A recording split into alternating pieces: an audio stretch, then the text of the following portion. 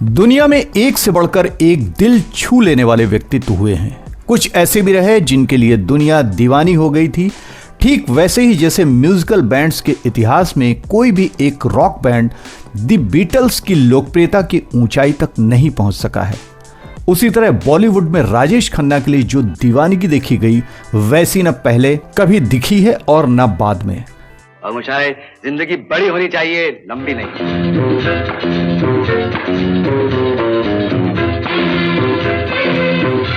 मैंने तुमसे कितनी बार कहा है पुष्पा, मुझसे ये आंसू नहीं देखे जाते। I hate tears. जैसे द बीटल्स के जॉन लेनन ने एक बार कहा था कि आज हम यीशु मसीह से ज्यादा लोकप्रिय हैं, वैसे ही राजेश खन्ना ने भी अपने समय में महसूस किया कि उनकी हैसियत भी किसी भगवान से कम नहीं है। दिल को देखो, चेहरा न देखो, चेहरों ने साल 1969 में दो रास्ते और आराधना दोनों ही गोल्डन जुबली फिल्में साबित हुई। ये रेशमी जुल्फें, ये शरबती, मेरे सपनों की रानी कब आएगी तू, आए रुत मस्तानी कब। इसके बाद सफलता की राह पर किसी को इतनी किस्मत नहीं मिली। 1 जनवरी 1970 को एक प्रसिद्ध फिल्म ट्रेड मैगजीन के कवर पर एक स्टोरी छपी थी, अ सुपरस्टार इज बॉर्न। एक मशहूर English film magazine star and style में देवयानी चौबल, जो फ्रैंकली स्पीकिंग के नाम से गॉसिप कॉलम लिखती थी, उन्होंने राजेश खन्ना के लिए सुपरस्टार शब्द को इजाद की। देवयानी चौबल फिल्म पत्रकारिता में एक ऐसा नाम थी जिनकी कलम को जहर माना जाता। उन्होंने फिल्म इंडस्ट्री की सबसे बड़ी हस्तियों को भी नहीं बख्शा। बिना पुष्टि किए किसी के बारे में कुछ भी लिख देने के लिए वो बदनाम थी, लेकिन वो भी राजेश खन्ना की दीवानी थी। उन्होंने अपने कॉलम में उनके बारे में लिखा था, as a person he is a women's delight, the father, the child, the lover. 1970 के शुरुआती दौर में राजेश खन्ना की 2 फिल्में डोली और बंधन आई। डोली एक सामान्य सी फिल्म थी, लेकिन फिर भी राजेश खन्ना की लोकप्रियता चरम पर पहुंच गई। तो गले दबा कर होंठ, आंखें करके बड़ी बड़ी खा जाएगी। 1970 के अंत तक आते आते वो एक सुपरस्टार बन चुके थे। फिल्म खामोशी और सफर में उनके अभिनय ने लोगों का दिल जीत लिया। कुछ अजीब थी ये। खामोशी में उन्होंने एक भावुक लेखक और कवि की भूमिका निभाई जो मानसिक बीमारी से जूझ रहा है। यह फिल्म हीरोइन ट्रैक की थी और इसमें वहीदा रहमान एक नर्स बनी थी जिन्हें राजेश खन्ना से प्रेम हो जाता है। हालांकि यह फिल्म ज्यादा नहीं चली, लेकिन राजेश खन्ना को उनके अभिनय के लिए काफी सराहना मिली। गुलजार के खूबसूरत संवाद और गीत इस फिल्म की जान थे। हमने देखी है उन आँखों की महकती खुशबू। इसके बाद उन्होंने मनमोहन देसाई की सच्चा झूठा की, जो पूरी तरह मनोरंजन से भरपूर थी। इस फिल्म का सबसे लोकप्रिय गीत था एक भाई अपनी बहन की शादी पर भावनाएं व्यक्त करता गीत, जो बहुत ही ज्यादा पॉपुलर हुआ था। प्यारी बहनिया बनेगी दुल्हनिया। सिर्फ 1 साल के अंदर सच्चा झूठा राजेश खन्ना की तीसरी हिट फिल्म बन गई। इस फिल्म के लिए उन्हें फिल्म फेयर सर्वश्रेष्ठ अभिनेता का पुरस्कार भी मिला था। हालांकि कई लोगों का मानना था कि खामोशी में उनका अभिनय बिल्कुल अलग स्तर का था। इसी साल सफर में उन्होंने फिर शानदार अभिनय किया। उन्होंने एक ऐसे कलाकार अविनाश की भूमिका निभाई जिसे कैंसर हो जाता है। इंसान अभी तक पूरी तरह इंसान के अंदर भी नहीं झांक सका। उसे यह भी नहीं मालूम पड़ा कि वो दुनिया में आता क्यों है, दुनिया से जाता क्यों है, मोहब्बत क्यों करता है, नफरत क्यों करता है। जीवन से भरी तेरी आँखें मजबूर करें। फिल्म का एक बेहद यादगार सीन जब अविनाश अपने डॉक्टर से पूछता है कि उसकी जिंदगी में कितने दिन बचे हैं। डॉक्टर कोई जवाब देने के बजाय मेज पर एक रेत की घड़ी उलट कर रख देता है। गिरते हुए रेत को देखकर अविनाश अपने सवालों का उत्तर समझ जाता है। तुम जिंदगी को लतीफा समझते हो अविनाश। आप देखेंगे सर, मैं जिंदगी को ही नहीं मौत को भी लतीफा ही समझता हूँ। जिंदगी का सफर है ये तय। तुम्हें हॉस्पिटल में रहने में क्या एतराज है? इतना ही सर कि मैं मरने से पहले मरना नहीं चाहता। आराधना, सफर और बाद में आनंद जैसी फिल्मों में राजेश खन्ना द्वारा निभाए गए किरदार अंत में मर जाते हैं। उनके डेथ सीन उनके करोड़ों प्रशंसकों पर बहुत गहरा असर डालते थे। ना अंधेरा ना उजाला हो, ना अभी रात ना दिन, जिस्म जब खत्म हो।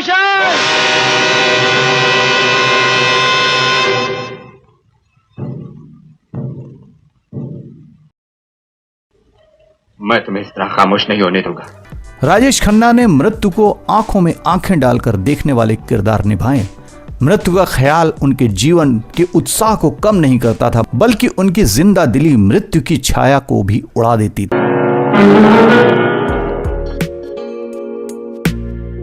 जिंदगी और मौत ऊपर वाले के हाथ है जहां पर उसे ना तो आप बदल सकते हैं ना मैं।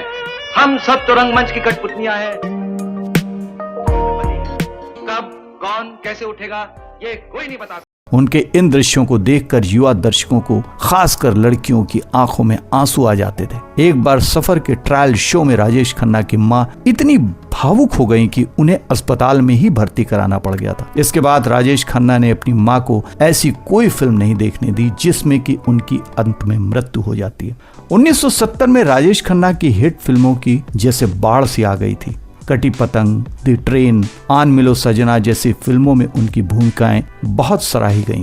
ये शाम मस्तानी मदहोश किए जा। कटी पतंग के गाने उनकी खास पहचान बन गए थे। आराधना की तरह कटी पतंग भी एक हीरोइन केंद्रित फिल्म थी, लेकिन फिर भी उन्होंने आशा पारेख को अपने अभिनय से पीछे छोड़ दिया था। उनका आकर्षण और लोकप्रियता दिन प्रतिदिन बढ़ती जा रही थी। निर्माता, निर्देशक उन्हें साइन करने के लिए आतुर थे। प्यार दीवाना होता है, मस्ताना होता है। इस दौर में उन्होंने जो फिल्में साइन की उनमें ऋषिकेश मुखर्जी की आनंद शामिल थी। लेकिन ये ऐसा समय था जब राजेश खन्ना के पास सांस लेने तक की फुर्सत नहीं थी।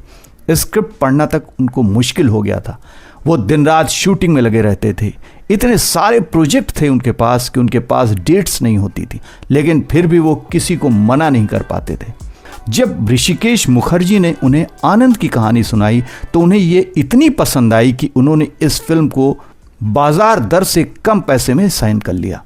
इस फिल्म में डॉक्टर भास्कर बनर्जी का किरदार था, जिसके लिए एक लंबे और पतले कद के अभिनेता की जरूरत थी, तो चुना गया अमिताभ बच्चन को, जो उस समय फिल्मी करियर की शुरुआत ही कर रहे थे। बाद में अमिताभ बच्चन ने खुद स्वीकार किया कि उनकी असली पहचान तो राजेश खन्ना के साथ आनंद साइन करने के बाद ही शुरू हुई। उन्होंने कहा, मैं राजेश खन्ना के साथ काम कर रहा हूँ, ये ख्याल ही मेरे लिए जादू जैसा था। जब लोगों को पता चला कि मैंने राजेश खन्ना के साथ फिल्म साइन की है तो मेरी अहमियत और ज्यादा बढ़ गई। अमिताभ बच्चन ने राजेश खन्ना की लोकप्रियता के बारे में लिखा है, बिल्कुल सादा और शांत व्यक्तित्व, लेकिन दुनिया उनके पीछे पागल हो रही थी। 1970 के दशक में स्पेन जैसे देश से भी उनके फैन उनसे मिलने भारत आए थे। उस दौर में यह कोई सामान्य बात नहीं थी। जिंदगी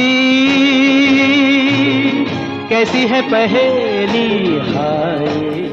आनंद की ज्यादातर शूटिंग मुंबई के मोहन स्टूडियो में हुई थी और ऋषिकेश मुखर्जी ने इस फिल्म को 1 महीने के अंदर ही पूरा कर लिया था। राजेश खन्ना इतने व्यस्त थी कि उन्हें सेट पर क्या चल रहा है इसका अंदाजा तक। सीमा देव, जिन्होंने फिल्म में अहम भूमिका निभाई है, ने बताया कि राजेश खन्ना को आनंद के किसी भी गाने के बोल याद नहीं रहते थे। स्थिति यह थी कि उनके सामने एक प्रॉम्प्टर खड़ा कर दिया जाता था जो उन्हें गीत की पंक्तियां बताता था और वो सिर्फ लिपसिंग करते थे। मैंने तेरे लिए ही 7 रंग के सपने चुने। ऋषिकेश मुखर्जी अक्सर उनकी देर से आने की आदत पर नाराज होते थे, लेकिन कभी शूटिंग से पहले नाराजगी जाहिर नहीं करते थे ताकि सीन पर कोई असर न पड़ सके, और शूटिंग के बाद कहते थे, तुमने इतना अच्छा काम किया है कि तुम्हारे 100 गुनाह भी माफ हैं। कहीं दूर जब दिन ढल जाए सांझ की दुल्हन। 1970 के अंत तक आते आते राजेश खन्ना का कद इतना ऊंचा हो गया था कि सिर्फ धर्मेंद्र ही एक ऐसे स्टार थे जो उनके तूफान से प्रभावित नहीं हो पाए।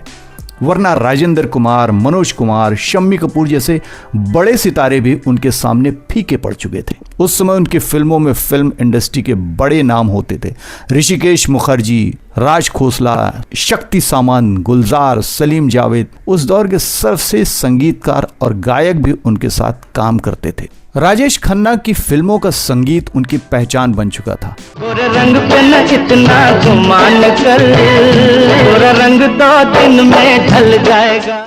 कुछ सबसे लोकप्रिय और यादगार हिंदी फिल्म गीत उन्हीं पर फिल्माए गए हैं। इस जादुई संगीत की शुरुआत आराधना से ही हुई थी। कोरा कागज था ये मन मेरा, लिख लिया ना। प्रसिद्ध पटकथा लेखक जावेद अख्तर, उन्होंने शुरुआत में राजेश खन्ना के साथ काम किया। कहते हैं कि 1969 से 1972 के बीच रेस में सिर्फ एक ही घोड़ा था और वो था राजेश खन्ना। सलीम खान, जो जावेद अख्तर के पटकथा लेखक के जोड़ीदार थे, के अनुसार वो हिंदी सिनेमा के इतिहास के सबसे बड़े स्टार। सलमान खान, शाहरुख खान जैसे बाद के सितारे भी 1969 से 1972 के उस मुकाम को आज तक नहीं छू सके हैं जिस मुकाम की ऊंचाई पर राजेश खन्ना थे। उनसे पहले और उनके बाद भी कोई उनके जैसी ऊंचाई तक नहीं पहुंच सका है।